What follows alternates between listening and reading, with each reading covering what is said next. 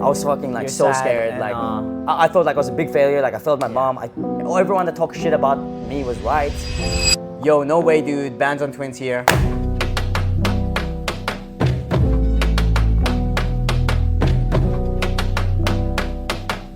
Like we probably could have, if we stuck to it long enough, knowing now. If we were more patient, Yeah. you know, we probably could have made something work. We could have made profit, but yeah, there were other plans that we had. Yo, no way, dude. Bands on Twins here. In this video, we're talking about the grind, not making money for ages, and how we got to the position that we're in now. So, all started with the agency, right? Like we tried all these bullshit different business models. Crypto, you did match betting, Yeah, match betting. did the whole NFT side quest. Yeah, Went e-com, well, then went shit. Yeah. day trading, all of the above. We tried, lost money. And to be honest, like we probably could have, if we stuck to it long enough, knowing now. If we were more patient, Yeah. you know, we probably could have made something work. We could have made profit, but yeah, there were other plans that we had. When we were running the agency, we both decided. I mean, we joined HU, right? Yeah. So beforehand, I was actually doing match betting. I thought that was capped. And then we joined HU and I learned copywriting. You're doing like the freelance stuff. Dylan Madden, right? Yeah. Yeah, I was yeah. trying to do this like freelance. Forgot what kind of agency. I was in like a graphic design agency to help real estate agents with the Instagram, some bullshit like that. Yeah. And then first thing was, when I was doing the copywriting course in HU2, it was time to reach out to clients to offer copywriting to them, right? And I saw this TikTok, bought a $5,000 USD course on how to start a social media marketing agency for real estate agents. This would have been end of 2022. Yeah. Right? Guarantee was, we'll help you land your first client or you don't pay. And that's in 180 days, right? 6 months. Very good expectation setting, honestly. Like the course wasn't like the best, and it was quite expensive. It was 5,000 USD, which is like 7,580. But it really taught me the fundamentals and it was good at expectation setting. It wasn't saying you'll hit 10K a month overnight like all these other bullshit courses. But anyway, the struggle. So when I was doing it, I had to wear all the hats, right? I need to learn how to set up an ABN, fucking set up a company, website, logos, graphic design, reaching out to clients, appointment setting, sales, how to actually run ads and do the copywriting. A lot of bullshit. And to be honest, I didn't make money for a good 6 months, right? I started off doing free trials where I would just reach out to real estate agents saying I'd run their ads for free in exchange for a testimonial video. So on the outside, I was even using my like public Instagram that I use for my friends and stuff. And I would post all these things about real estate. And it looked like I was printing, but nah. All free trials, none of them paid me a single cent, apart from ad spend, right? Which doesn't really count. Around this time, I was also trying to do an agency, and we had the idea, which we thought was brilliant, where we both run a separate agency, which everyone's printing with like full send, but none of it was printing. And you were, to be fair, working hard, and you kind of. I wasn't working hard. Like you worked harder than me, at least. I was kind of seizing it. I took action. Yeah, and then you got me into sales, right? And you found like the sales mentor, which I paid a lot of money for. There's a whole separate story to that. Long story short, I invested money from a course, but I didn't have money to actually buy the course because I gave money to mom, right? It was in the mortgage account, and then I needed that back. So then I asked money from mom, like, can I get like $8,000? And then she's like, yeah, sure, but like, why? And I was to buy this online course from some guru I saw on Twitter. And obviously it started a huge fight. It ended up her crying and not giving me the money until like 2 days later when I just kind of like asked for it. But I remember seeing your mom cry, it's a different kind of pain, especially our mom who, sacrificed everything for us. She's a single mom that moved to Australia with nothing pretty much, and her whole goal was to get us into a good university, good school. And we wanted to like drop out of uni. For context, we were working normal jobs. I was sort of warehouse, Liquorland. You were sort of doing warehousing, laboring. Macca's as well. Yeah, Macca's we used to work, which is McDonald's. And we decided to invest in this course. So when I did the sales course for a whole month, we did nothing. Like this is one of those courses that was literally, there was no testimonials, there was no brand, there was no like company. It was just some guru on, Twitter that I just kind of like blindly trusted. You trusted me because I was struggling at the agency at the time. Like to be honest, I had just such high expectations. I thought I'd be making 10K a month in the month, which is obviously not the truth. And I was like, fuck, like this is fucked. I paid for different courses and I paid a sales mentor, Leo Moore, shout out to you. And I realized, okay, I suck at sales. I'm learning all the hats.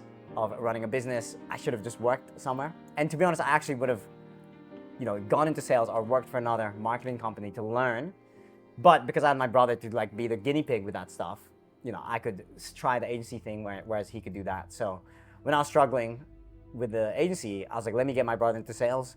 My sales mentor at the time, Leo Moore, told me to go. I told you to go with this Twitter guru guy. Yeah, and then for me, when I joined that, the first month, it was literally nothing. Like there was no coaching calls, there was no course. It was just like me sitting and waiting. I remember, it's funny because at the time, my mom was obviously asking me like, yo, what the fuck's happening with this course that you bought? And I was like, oh, nothing's happening.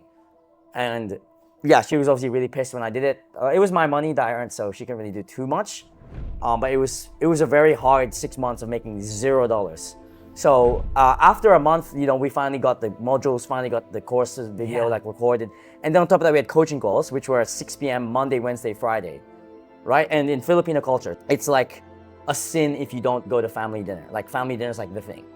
So I would skip it to go to these coaching calls. And then you were telling me, right? Like mom would be like, Mom would be so pissed. She's like, what are you doing? And our mom has a sales background. So she was kind of like enterprise why sales, why didn't you come to me for sales stuff? Like, why are you paying all this money to this random guy? Like, this is the disgrace because I'm your mother and you should talk to me about these things. Truly, she just didn't know about the high ticket sales space. And she was doing everything in her best interest. Of course, but she just didn't have the knowledge. Yeah, so around this time, like the struggles were, it was a really tough, like a lot of uncertainty, many times we could have given up. Like, and then at this time, we were doing the normal stuff with like having uni hangouts, uni social events, and we'd go out clubbing a lot with our friends and, drinking and doing dumb shit, right?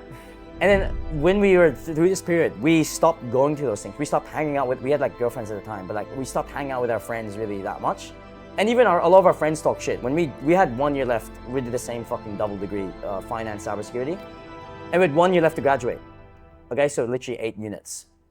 And when we deferred, basically no one fucking believed in us. No one really supported us. Like, there's people who kind of said they did, but like, let's be real, like deep down they were kind of talking shit and kind of praying for our downfall. And yeah, we stopped getting invited to hang out and stuff. So I guess we kept saying no to like going out. I remember like, we definitely sacrificed social life a bit trying to work for that good 6 months. And it was very tough. So many times you could have given up. So many people like talking shit as well of like, we're fucking dropkicks. We're losers that, we're just after we're uni dropouts. They thought we were like proper. Like we're full on conversations with my friends who were like this, like, Alfonso, like, please, you are so fucking like now. You need to like get your head straight and finish uni. And when so many people are doing that, like at the time, it seems like an easy fucking decision, right? To like just ignore what they say. But at the time, we had no proof of concept. We had no money. Basically, during that period, I was struggling with the agency. I had a couple clients. I was making a little bit of money, but it was still like really tough. Look, I did have some savings, so it wasn't the worst. And I think because we knew that we were young, we had no responsibilities, no expenses, living at home. Kids, no mortgage. So. Yeah, we knew we could take these risks. But like it was hard like going through that period because we were just eating shit and not seeing any results. Right, and we just had that little hope that at some point it would work out. Yeah, and we thought it would work out in like a month. Yeah, a month or two, but now it's like 6 months. Yeah. And no one really saw the hard way. I guess because we were isolated. At least we had each other. Like the best superpower we have is we had each other. Fuck, if I did it on my own, I don't know if I would have the courage to like continue after like 2 months of not seeing results. But no one really saw like the grind we would do. We would do like long days of like $0, trying to figure shit out, trying to watch videos and courses and testings and speaking of, we weren't working that hard during that time. Yeah, like, compared to how hard we worked. Yeah, now, we also like, weren't working. It's crazy. To be fair, we thought we were working hard, but realistically, it wasn't that much. But it doesn't change the fact that we were like eating shit. That time's going by anyway. We weren't seeing any results. Yeah, and yeah, with the agency, friends, family, like not really. I like to think they believed in us, but they just weren't 100%. Like they were very skeptical and telling us to like kind of, do the normal traditional path. Yeah, like at the time with the agency, had a couple clients, but I was doing like low as fuck retainers. So I'd be getting paid $200 a month, $500 a month here and there. And I had a couple clients, like I was making some money, but it was like nowhere near enough justified the amount of work I thought I was doing. Like my hourly rate would have been like $5 an hour or something. Yeah, for me, I was just straight. And then for you, like with your course, it was role plays to start with, so you weren't even on a fucking roll for 2 months at least. More. It was like 4 or 5 months. maybe not think maybe like it was like February till I think I started in like mid-May. Yeah. So it was like bad. And then once I landed a role in sales, that's when everything changed. I was still working at Liquorland, 1 shift a week at the time, just to not go full broke. And as soon as I made my first paycheck, I think it was like maybe two grand or 2.5 grand in like 2 weeks. I was like, fuck yeah, quit Liquorland. And then all of a sudden, second month in, this is a whole story about how I nearly got fired my first role. I was like the bottom of the leaderboard between top people, 12 other closers, and then I became top after I got on like a PIP, like a performance improvement plan, where I thought I was gonna get fired. And I remember when I thought I was getting fired, how skits was that? I was You went to my kill room, myself. like you were about to cry. Yeah, I was not that you would fucking- ever cry, but I was fucking like You're so sad scared. and, Like I thought like I was a big failure. Like I failed my mom. Everyone that talked shit about me was right. Everyone was right. I'm just a like I had all those thoughts going in my head. Thank fuck I wasn't actually fired. It was actually a very good thing that my sales manager at the time did. Shout out Jack, to really force me to level up and be better and have a higher standard. Then pretty much 30 days from that, I made my first just under 10K. I think I made like 9.5K in a month. I did in like one calendar month, but I did 10K a month in a 30-day period, like 2.5 months in. So from 1.5 months in to 2.5 months in that 30-day period, I made 10K a month. And all of a sudden I had a bunch of money. We were still living at home, so I didn't spend shit. Like I think I bought some shoes or some dumb shit like that and a new iPhone, but it's like we had money. And all of a sudden it's like everything that happened 6 months of eating shit and not making any money, it kind of like, it was all worth it. And I know some people could kind of see us making money and then they just thought like we had it, when that's so far from the truth. I think people don't really understand how lonely this journey can be. Again, we're so grateful and lucky we had each other. But we're from, Perth, a small city with fuck all people. We don't know anyone in real life making money. All we saw was screenshots and video testimonials on YouTube. You don't really know if they're real and shit. So yeah, 100%. it's very hard. And on the agency side, like I started signing up clients and started changing my offers. I bought another coaching program, which really helped. And yeah, I just got better at sales. I was doing a lot more reps. I was running more ads. I was collecting more testimonials. And it was just like, because we never gave up, it sounds cringe as fuck, but like we never gave up. We stuck to it. We never went back to uni. We never got back our Liquorland job. And We didn't have too much shiny object. Like we did, Yeah. but like not we were testing out different offers and things, In different yeah. types of agencies and shit. But and we still had the crypto side. yeah, and but it was enough to the point where like it was gonna work at some point. And I started signing up clients, as I said, got better at things, and it just took just more reps. That's really what it was, and that was a turning point on when we actually started seeing results. And then now we can make a living, and at this point we could probably already start traveling, but we didn't do that for another 6 months or a year. Yeah, no, like 6 months after that. But Yeah, and then all of a sudden, that's when our mom was like, okay, like we showed her our yeah. No, income we and were stuff. very grateful. Like not that our mom needs it, but like we financially provide for her as well. So obviously she can't be that mad. But yeah, it's cool. And then obviously we're like traveling and we've done what we're supposed to do. Like we used to share a room when we were young, and we'd always talk about this stuff when we were really young, about like making it and traveling and doing cool shit together. And it's really cool we're doing it now. Yeah. All right, what would we tell our younger self? So I would say, don't give up. Don't have shiny object syndrome. Learn. You're in a season of learning rather than earning. Yep. Think about the short-term, the long-term learning. Don't think about the short-term money. Like, I think we did it right because we weren't super desperate for money because we had savings from living at home, right? So we were able to stick to it long enough to see results, because so many people give up before they see anything, right? Even in this space, or even in agency, or even in like other industries like university or their apprenticeship, right? If you stick to it long enough, you will get there eventually. So it's just like extending that expectation timeline. Yeah. Another thing I'd say is like, it's very cliche as well, but you can't listen to people who don't have the results you want, basically. Like so many cunts talk so much shit, and they didn't believe in us, and they called us and and gay. Literally, like multiple times, and we can name these people. And it's funny because they're cool now and they're supportive now and we're friends now. But like that literally happened, and they can say otherwise, or people can say otherwise. And it sounds like that can be fake to some people, but that's legit what happened in 2023. That hard first 6 months we made nothing, and you have to realize, like what made us not listen to them is because we didn't want their life that they were gonna live. They wanted to stay in Perth doing their, not to like look down or shit on that. Like if that's what we want to do, that's great. But that's not what we wanted to do. We wanted to travel. We wanted to not be limited by money. We wanted to enjoy our lives and you know, have what life has to offer, which usually costs a lot of money, for some nice things. And you know, they want to do their thing, and they kind of enforce that upon us.